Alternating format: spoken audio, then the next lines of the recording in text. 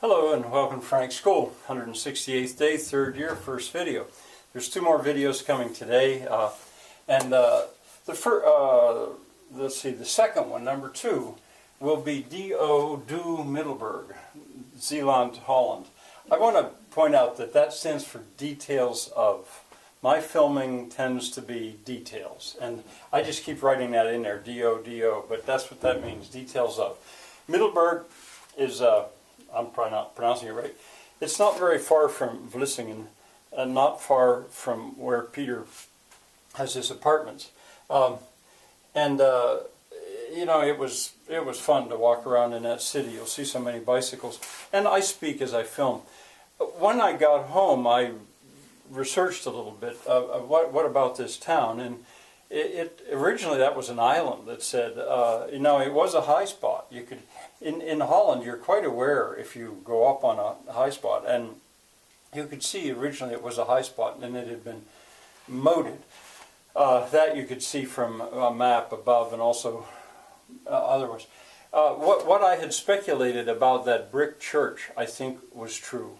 It said that about a third of the city was bombed, maybe 2/3. I think a third of the city was bombed in World War II, and that certainly would have blasted the stained glass windows out.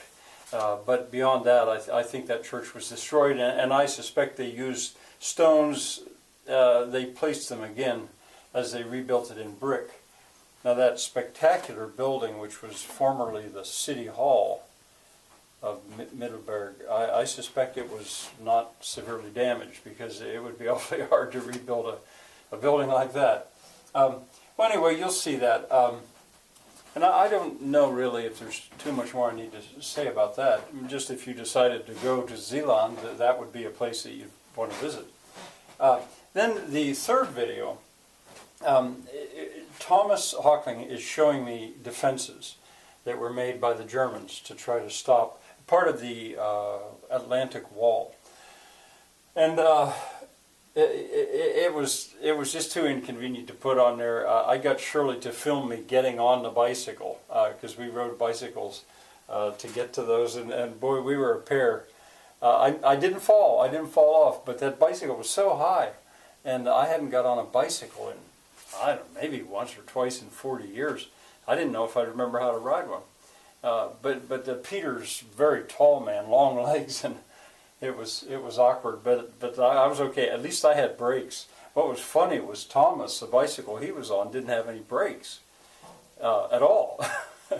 And I didn't know that at first. I guess Thomas didn't know that at first either when he set out.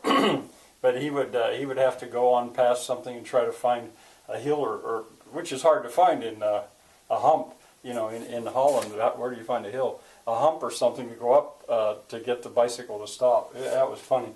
But anyway, he showed me defenses against tanks that was part of, it was an extension of the canal system. The canals were going to be able to stop tanks, at least in those days. But then they extended.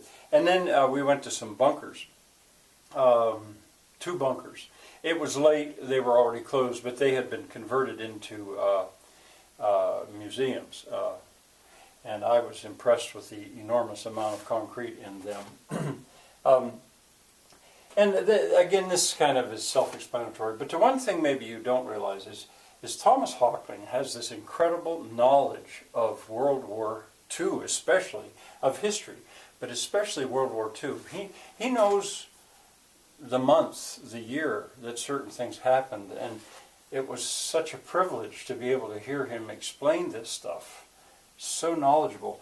I even said to Thomas, and in his English, it didn't do my German any good, because I was just so fascinated with what his knowledge was. And to get that history from a German perspective, knowledgeable German perspective, you know, I've sort of worried about speaking German.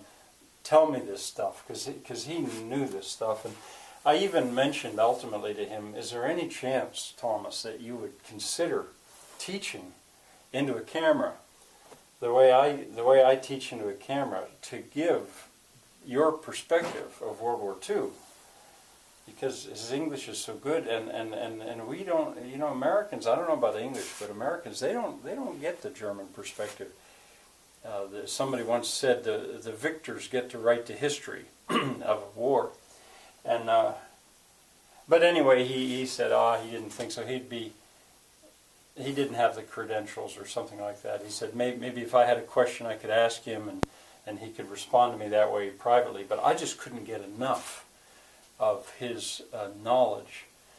So I don't know, probably never happened, but here's a man who could give a history of World War II that would be spectacular.